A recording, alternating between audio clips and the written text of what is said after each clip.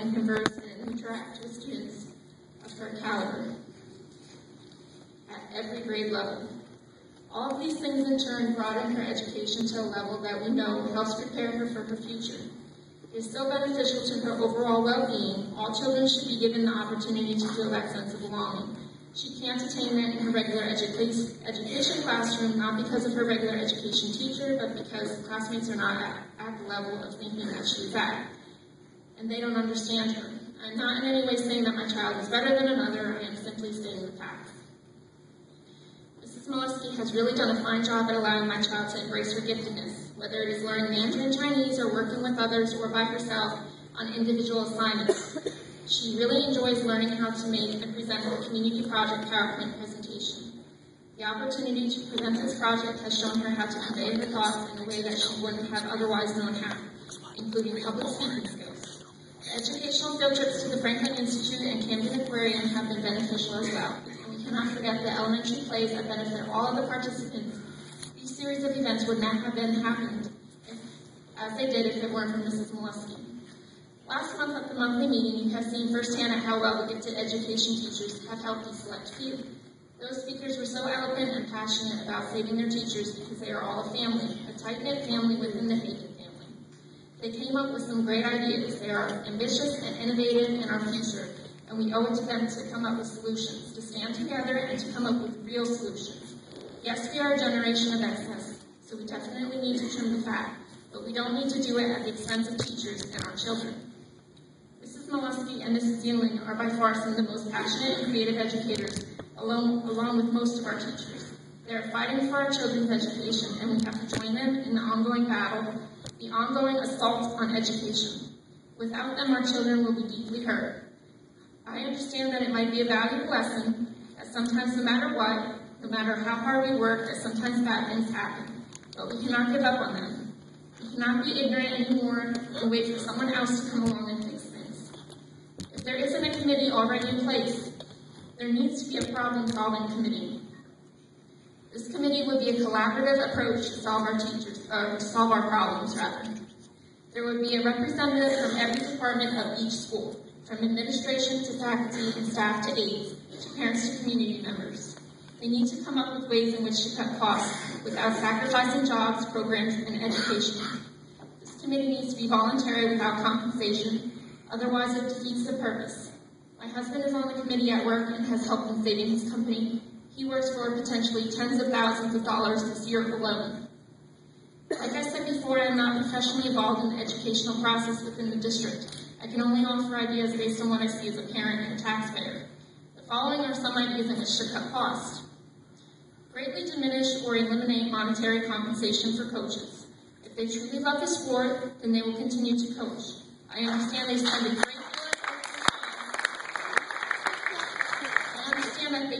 great deal of their free time, but if they enjoy coaching, they shouldn't be doing it for monetary gain. Not sure how current security is handled at the sporting events, but perhaps have volunteers walk the grounds during the events. Consider the pay-to-play athletic system. We have to pay for our child's musical instrument in order for her to participate. So should a child's caregivers have to pay for their sporting equipment. I would like to elaborate on that, the pay-to-play. There are a lot of children who are disadvantaged, and I understand that. So there would have to be something implemented so that they would still be able to participate. Have a select number of laptops for students who truly have the need for them. Let them sign them out as for use as an as-needed basis. Having such a high-end laptop that is mostly geared for the use of making and watching videos, listening to music and such, is just a recipe for disaster. If you're going to supply a laptop, it should be one that has capability to write reports and do some research. All other programs should be inaccessible. For the high school students who need to complete their senior projects, here are a number of projects that will benefit the school. Have them do landscaping on district grounds other than hiring professional landscapers. Have them work the cafeteria at each school on rotating shifts throughout the year.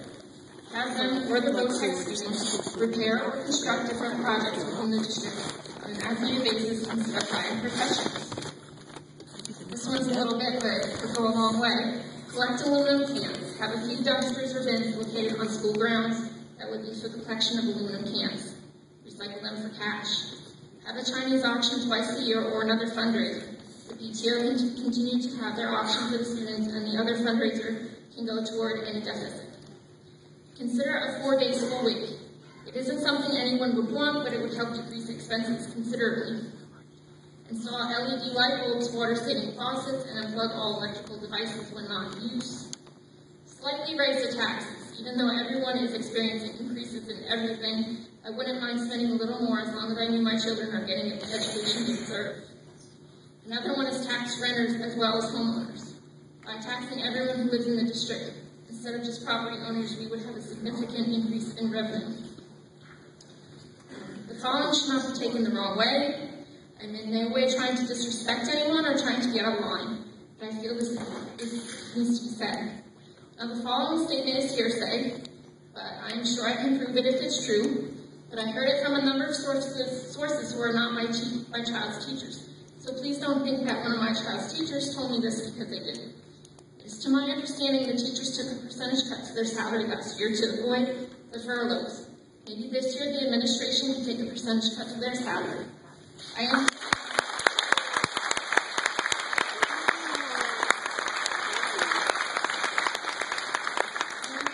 that the administration is the forefront, however, I think it would only be fair in this current situation. My husband and I attended the board meeting in May of 2012, and we were assured that everything was okay, that we were okay until 2015. Only then would we run out of funds and have an issue with the budget. What has happened since then? Were we being lied to? The board of directors is voluntary. I completely and wholeheartedly thank them for their commitment to our community. They go above and beyond. However, they have knowingly and willingly offered their services, their time, and their expertise. They put their name on the ballot in which the community has elected them to serve as our leaders in the school district. Our voices. They need to do all things possible in which to carry out our wishes for the betterment of the students, faculty, and community, and not do what they are simply told to do by someone in the administration. They,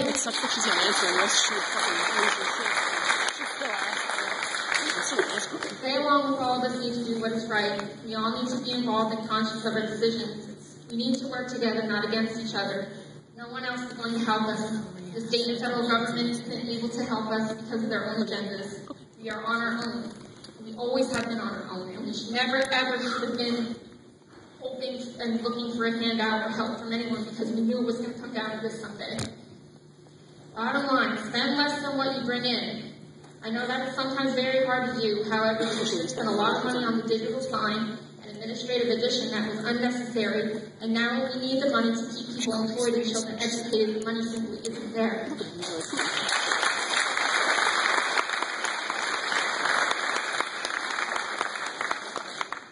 We did fine without all that for decades, so we would have been fine without it for a little while longer. Furthermore, we need more transparency. To notify the teachers the way they were notified was and still is despicable.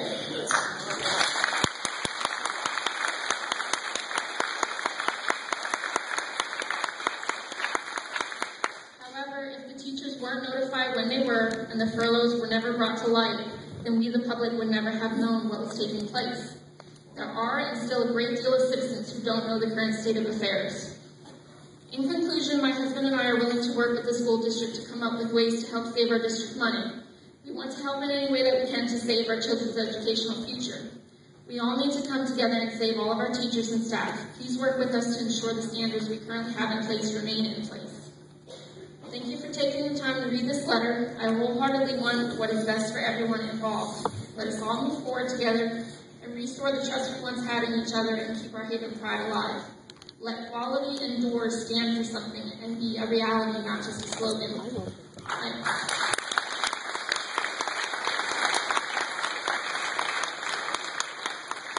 sure the little town that could, can, and will do what is best for its future, the citizens within the community, our educators, and especially our children.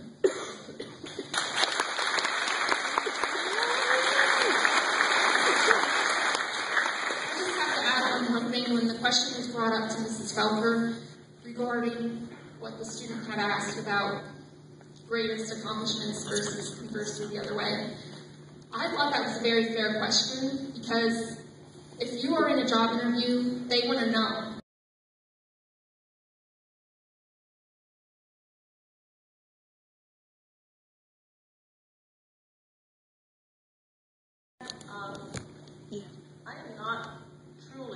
not prepared to answer that tonight, and I want to answer that. But I'm not going to shoot from the hip and give a first off the top of my head answer. I think you deserve better than that. I take my responsibility in this position so much to heart. I can tell you right now, one of my shortcomings obviously has been the level of communication. And that is something I will strive to improve. When it comes to an accomplishment, with all due respect, I need time. Give me time. Let me look back. Let me consider. My first statement is something I'm very proud of is what's happening right now. I am so proud to be part of this community, to be involved in this, and to have people come out and support what we do here. I think that is tremendous and huge, and I'm so proud to be part of that. But in terms of coming up with my accomplishments and things that I've done wrong, frankly, I do things wrong on a daily basis. I need time, but I will certainly, absolutely put a good deal of thought and effort, and I will definitely answer that.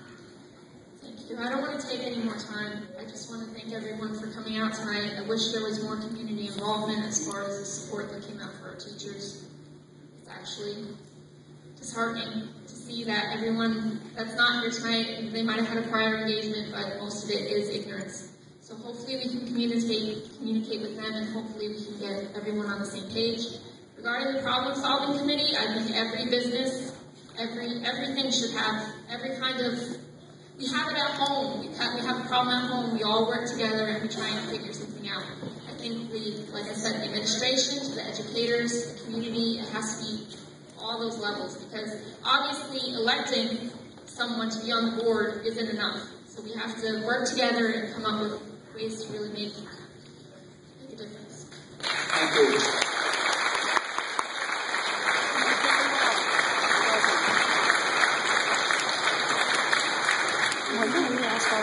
Next individual I have who requests to speak is Dan Diarco.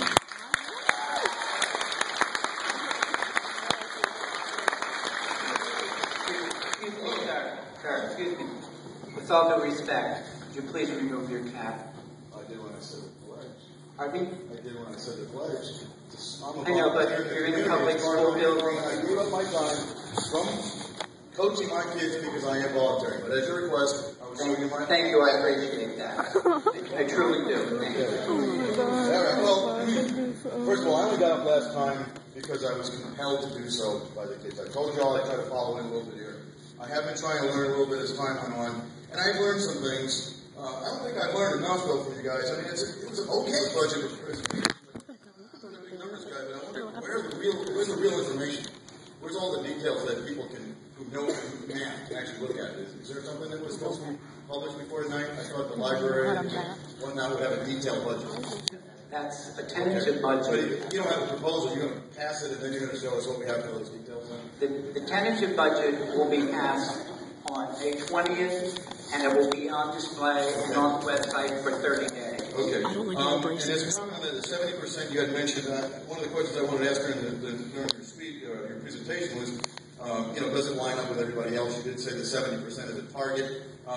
That sounds great. I mean, I don't think we have to stay with a target, but I wondered how the other 30% folds up. So all that 30%, I'm not going to ask you to answer me that now, but what I'm seeing here is that basically, we have a series of choices. We have two issues here in this community. There's a series of choices that we have, and there's an issue about morale. I think that a few of my notes here might address both of them, possibly overlapping, so I'll do my best to be concise. Everybody's been very patient tonight. Number one, a lot of your data is admittedly on flawed analysis. I mean, the only thing that the state gives us is live births. They commented on. How about any real estate people in the room tonight? They really got a big boost out of what happened last week. They talked about, I told them on the carpet, okay, what are the real numbers? You guys should factor that in already. I mean, are people moving into the county? Are they not moving in the county? Do we have new housing starts? Do we not have new housing starts? So, is it 1%, 5%? Is it a 20% thing? It's going to change your projection. I was shocked to see that we had a $4 million honeypot up there. I think you did pat yourself on the back a little bit, but at the same time, I think you got taken down a notch with what you spent over the last couple of years. I wasn't watching. I'm sorry. The reality is that those expenses hopefully won't come back again. And the hard place we talked about last time was and I think we should have been on pay for the most important things to the school community this year. What I'd like to see in the budget, or at least the presentation to the people here, that the teachers on that list seem to be number one. I do not agree with how it was handled. I don't understand how the board could say we approve it, and I'd really like to know who decided, who went, and why it would have been handled that way. Everything about that.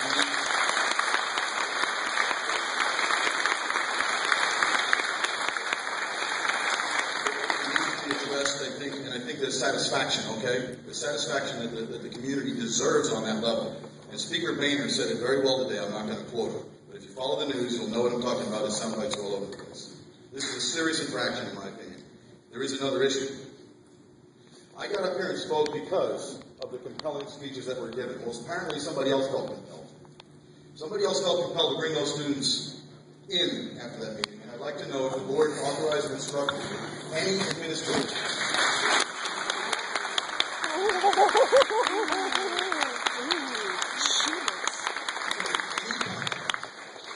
Any contact with our students. As far as I'm concerned, if it had been my child, this would have been handled much more formally. If a superintendent has to bring a student into the classroom, it's disruptive to that student's schedule, and I dare say it's intimidating. Yes. Yes, it was. It was. But I am very upset about it. The superintendent of the school district should have no direct contact with the students without exceptional cause. And what was the exceptional cause? Okay, we have a principal, we have a chain of command. I'm sorry. I'm a physician. I only understand protocols when it comes to, say, our privacy and our standards of living and these things that we really want to have here. And I just don't approve when the symptoms and the sniff tests indicate that there's intimidation going on to the teachers who have called me up and said, thank you, Dr. Darko, but you have two beautiful children in the school district and I'm worried about them. This was said to me after last meeting. Why? You have symptoms here. You need a fix. The symptoms of that is a very deep, disturbing concern. Now, when those students went in, they went in with good intention, as far as I could tell, and they actually spoke. I think they gave the benefit of the doubt to the person who spoke to me in there. But I really think that I would like the board, when it goes back here, to seriously consider whether that matter itself requires an investigation and a reprisal, or consideration that maybe we need a messenger. The reality.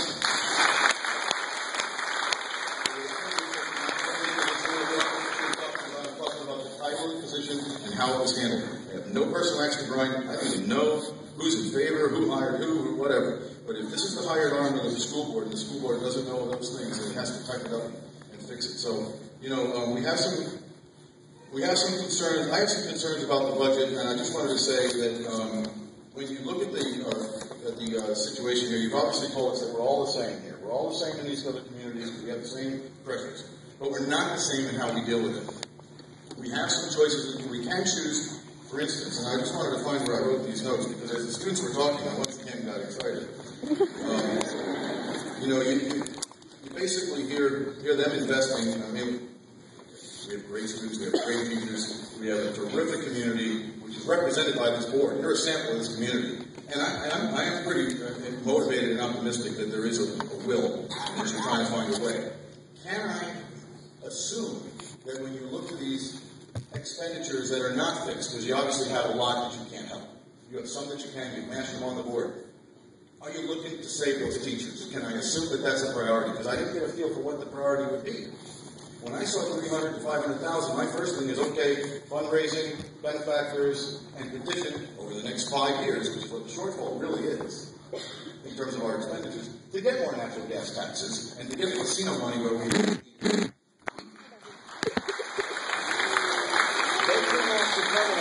basis for who gets taxes on the rentals and everything else. And the state wants to play political ball with it. Whether it's going to be a sales tax or whether it's going to be a property tax is really beyond what they can do here. So let's be realistic about that.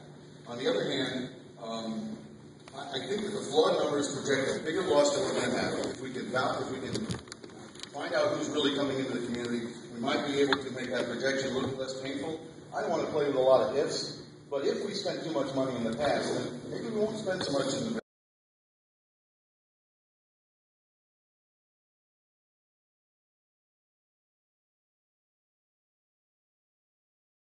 who stood up in this room are that important to these people here, then one of my fundraising things would be a Save the Teachers Fund for those teachers.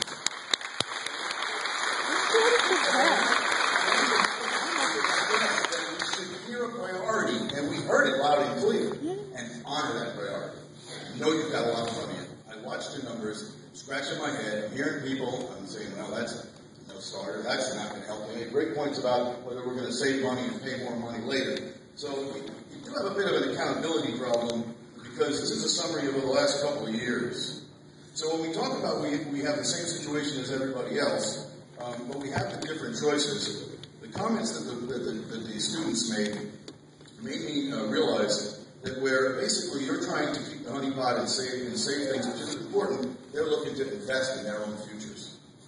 We have a choice that we can put the community over, say, the 70% number or these other numbers. So, you know, this is a small community that's very active, and I think that this is supposed to be an exception to the rule.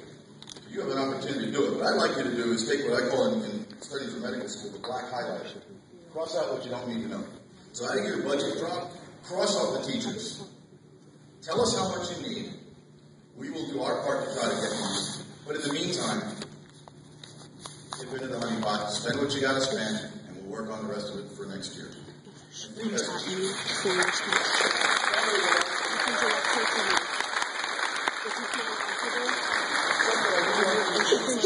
would like to repeat that the matter of infraction that I believe has occurred in terms of the trust and the faith in our students, everything that I said that I meant last time about what this group of students said was undermined by that approach and the single-handed abuse of an authority to intimidate them. And I really would like to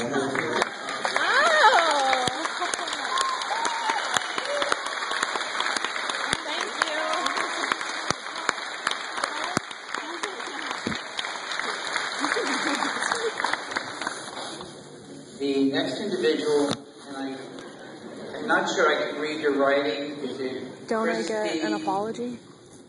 Oh, Christian, oh, I'm sorry, you already spoke. Oh, Morgan Bates. You go there.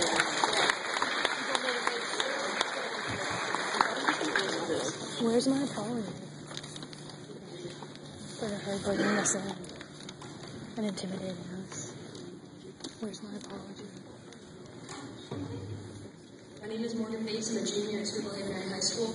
I had a bunch of questions prepared for you all this evening, but based on the presentation and all the answers already given, most of them are now invalid, basically. But I do have a couple points I'd like to make. I do apologize for how I might present them. Not all of them are written down. I just kind of came up with these. So here we go. First of all, I thank you for your considerations and actual changes that will be made, especially regarding to the one-to-one program. I, too, am particularly alarmed by the cutting of the high school consumer science